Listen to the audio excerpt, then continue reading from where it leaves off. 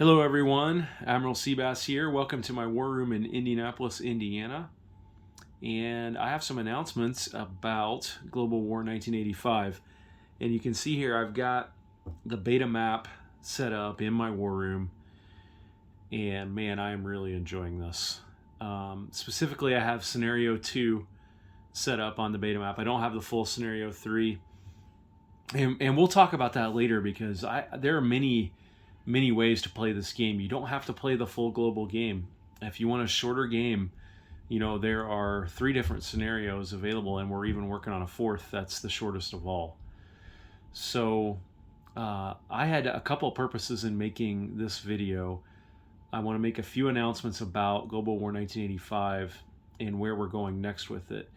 If you've been following this channel, you know we played on this beta map at Twisted Lords Con in Oklahoma City a few weeks ago.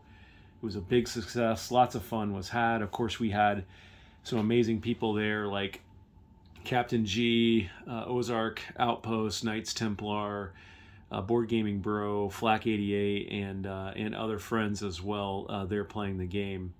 And it was a big success. We got a lot of interest in the map and the game from people who were just kind of stopping by or walking through. And now what we've done is we're making the final tweaks to the game and really handing it off to Doug at Historical Board Gaming for production. And as part of getting ready for the launch of this game, I'm announcing a new series of videos that we are calling the War College. And what this is it's a series of videos that will be done by myself and Flak 88 on his channel. We're going to do a single playlist for both.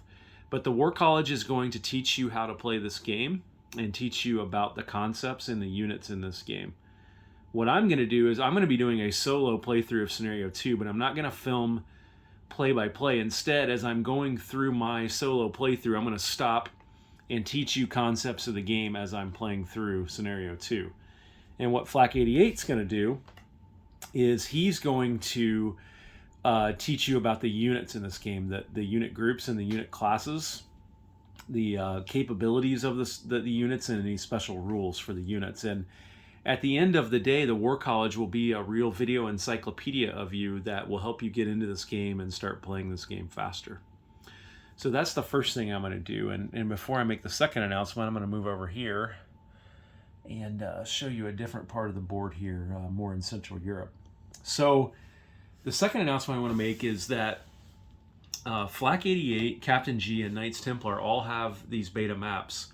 And they're going to play a game of scenario number 1, which is the Pacific side of the board. And that's Soviet Far East Command versus U.S. Pacific Command versus China. Very fast playing scenario. And they're going to play this live in a public YouTube war. Not live, but they're going to play it in a public YouTube war. And thank you, Doug, for allowing us to do that. And that's going to be called Operation First Blood. And they'll be getting going here in the next month or so on that. So that's the second announcement that I wanted to make to you. And the third thing I really wanted to do here is just show off the setup and the board and let you get a really good look at this game and how it sets up.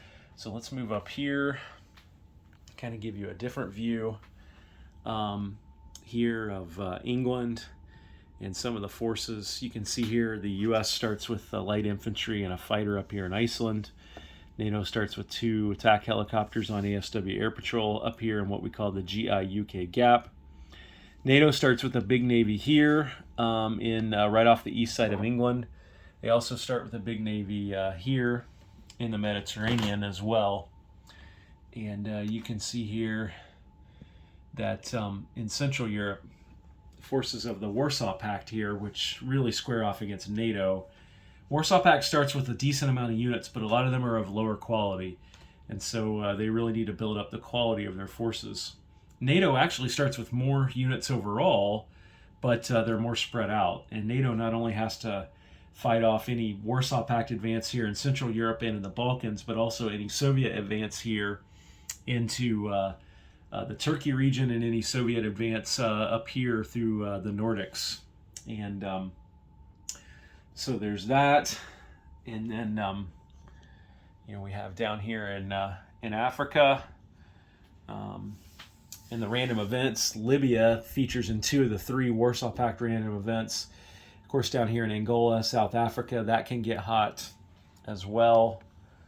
And then if you turn this around here, Central America is almost always hot. A couple of insurgencies starting here, and I'll explain to you later what all that means and how all of that works. And then, of course, over here in the Middle East, you can see here pretty decent sized U.S. fleet there in the Indian Ocean. And then India, Pakistan can feature in a random event. Iran, Iraq can feature in a random event. And then depending on what happens in the Middle East, a lot of these countries in the Arabian Peninsula can align to the U.S. As well. And then if we come up here, we can see big hotspot in the 80s was Afghanistan. So U.S. insurgent starts here along with an Afghanistan main battle tank, and then the Soviets actually have an attack helicopter and an air cav of their own in Afghanistan. And you can see up here the Soviet forces that start the game. Soviets start with about 6 mechanized infantry units on the border of Iran, and then quite a sizable air force as well. Quite a few units in western Ukraine, quite a few units up here in Leningrad and Murmansk as well, and the Soviets had the income early on to add to those forces to create a lot of mischief in different parts of the globe. And then you can see here the starting Soviet fleets. This is the Black Sea Fleet with a heavy aircraft cruiser and a fighter and attack bomber on it, a couple of surface ships and a nuclear attack sub. Their Baltic Fleet is their smallest, with just a cruiser, destroyer, frigate, and 2 diesel-electric subs. And then their Northern Fleet is decent size too, a cruiser, destroyer, frigate, amphibious assault ship, and 2 diesel-electric subs.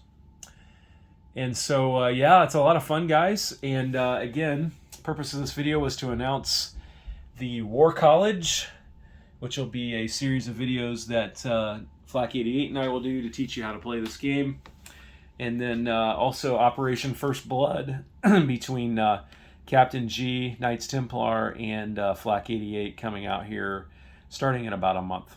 So hope you guys enjoyed this. Thanks for your interest in the game as always. And look for more in our 1985 series. Take care.